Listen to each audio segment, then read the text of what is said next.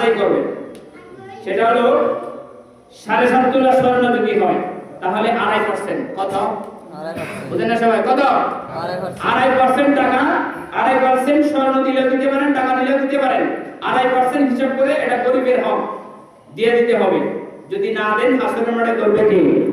বলেন সবাই, হাসরের মাঠে ধরবে কে? আল্লাহ রাসূল সাল্লাল্লাহু আলাইহি সাল্লাম বলেছেন যে যদি যাকাতের টাকা না দাও তাহলে মানে মালা পরায় দিব। আগুনের মালা। কিসের মালা? আগুনের মালা। আগুনের বেরি পরায় দিব। আর এরপর আরেকটা বর্ণনা এসেছে যে সাফে সুবল মারতে থাকবো, মানা কাটে।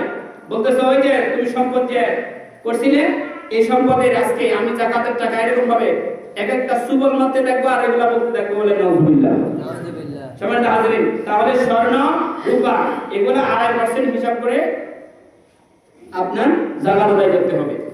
100 টাকা যদি হয় তাহলে 2.5 টাকা। কত? বলেন না সবাই, 100 টাকা কত? 2.5 টাকা হিসাব করে আপনার কি করতে হবে? আপনার যাকাত আদায় করে দিতে হবে। যাকাত কোন কোন ফসলের দিতে হবে, কোন কোন সম্পদের দিতে হবে? একটা হলো স্বর্ণ। কি বলছি বলেন? স্বর্ণ। মুরব্বিরা কথা কয় কি বলছি? স্বর্ণ। 2 নাম্বার রূপা, 3 নাম্বার রূপা, 3 নাম্বার হলো নগদ টাকা, 3 নাম্বার নগদ টাকা, 4 নাম্বার হলো ব্যবসার পণ্য, 4 নাম্বার ব্যবসার পণ্য, 5 নাম্বার হলো গবাদি পশু, 5 নাম্বার কি বলুন তো? গবাদি পশু, 6 নাম্বার হলো ফসল, 6 নাম্বার হলো ফসল। এই 6টা বিষয়ের উপর আপনার যাকাত দেওয়া ফরজ। এখন ওই যে স্বর্ণের বিষয়ে আপনাদেরকে বলছি না, 2.5%, স্বর্ণের 2.5% দিতে হবে হিসাব করে। তবে স্বর্ণ রূপা এগুলো আপনার পূর্ণ 1 বছর থাকতে হবে। কত বছর? 1 বছর। রূপাটাও 2.5% হিসাব করে দিতে হবে। নগদ টাকা 2.5% হিসাব করে আপনার টাকা যাকাত দিয়ে দিতে হবে। তাহলে 100 টাকা যাকাত কত টাকা? 1000 টাকা কত?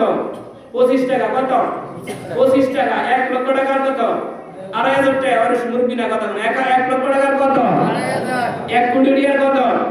2.5 লক্ষ টাকা। বাস হিসাব শেষ।